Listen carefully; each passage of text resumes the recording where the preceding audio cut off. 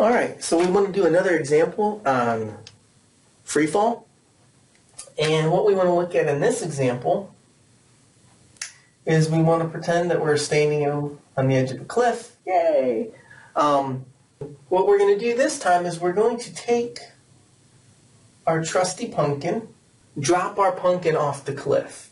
Now what makes this problem different is this time we don't know how high the cliff is, and what we do, we're holding the pumpkin and we drop it. So when we're holding it, V initial equals 0. Then we drop the pumpkin and we time how long it takes the pumpkin to hit the ground.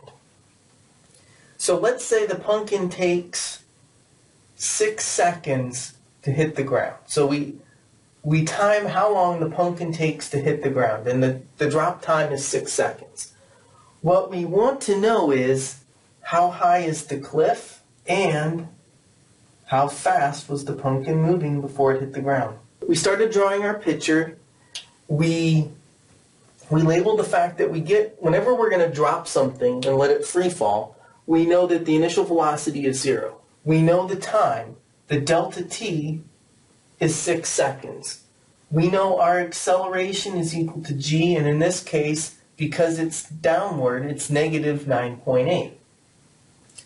We don't know, if we call this x final equals 0, we don't know x initial. And we don't know v final. So we've kind of drawn our picture, we picked our origin, which is at the corner, and we labeled everything we know and we don't know.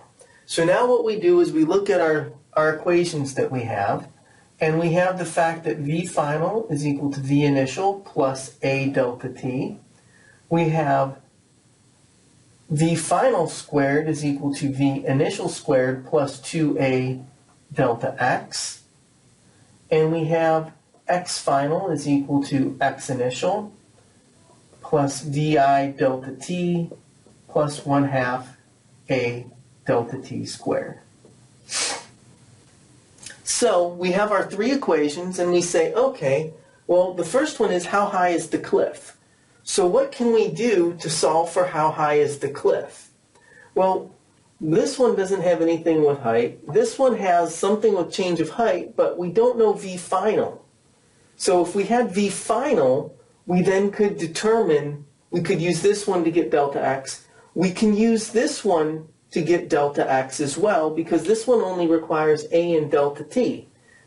So let's take and vi, but we know vi. So let's take a look. We can rearrange this one and we can say delta x, we get that by moving the xi over, is v initial delta t plus 1/2 a delta t squared. So delta x, which is, of course, this is x final minus x initial, is equal to vi, which is 0, times 6, minus 1/2 of 9.8 times 6 squared. So delta x is about 180 meters negative. And that makes sense because this is x final minus x initial. What that tells us, x final is 0 minus x initial, which is negative 180. So x initial should be 180 meters. That's approximate. It's actually a little bit less, but it'll be fine for right now. So we know x initial is 180 meters. And we can check our units because this is meters per second squared, and this is seconds squared, so these cancel and we're left with meters, so we're good. So the cliff is about 180 meters high. And I got that because instead of 9.8 I took 10, but you could plug in 9.8 into your calculator and you'll get some slightly lower number. But it's approximately 180. So how fast was the pumpkin moving when it hit the ground? Well, we can use v final equals v initial plus a delta t. So let's take a look at that speed. So when we're looking at that, what we do is we say, well, V final is equal to V initial plus 9.8, it's negative, times our 6 seconds. So this should be something like 58.4 meters per second.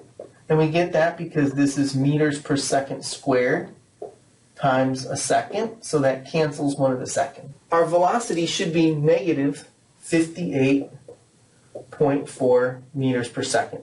So we can see that in this case, we had an unknown of the initial height, but we were able to find it by timing how long the pumpkin took to drop. This is just another example of